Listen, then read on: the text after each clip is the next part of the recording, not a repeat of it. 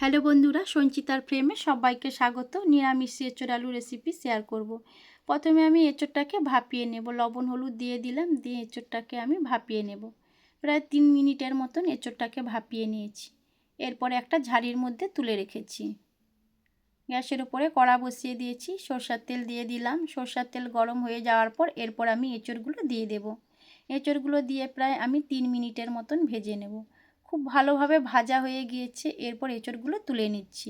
ওই তেলের মধ্যে আরও কিছুটা পরিমাণে তেল দিয়ে দিলাম, দিয়ে আলুগুলো প্রায় আমি মিনিট 4 মতো নাড়াচাড়া করে ভেজে নিয়েছি। আলুগুলো তুলে নিচ্ছি।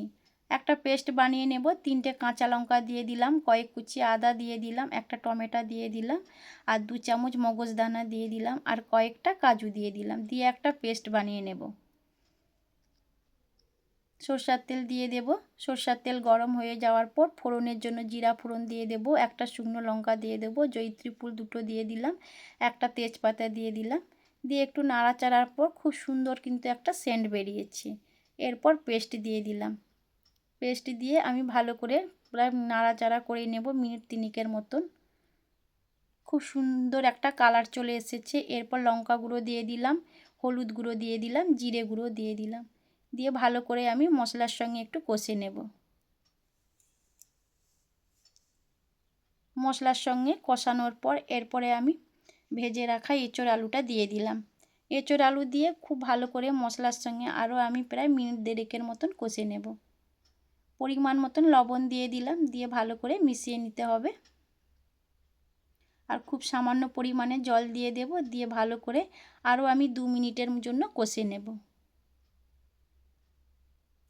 খুব সুন্দরভাবে কষানো হয়ে গিয়েছে আর খুব সুন্দর কালার চলে এসেছে। এরপরে আমি পরিমাণ মতন জল দিয়ে দেব। জল দিয়ে নাড়াচাড়া করে নেব, নিয়ে আমি প্রায় 5 মিনিটের জন্য ঢেকে রান্না করে নেব। ঢেকে রেখে দিলাম।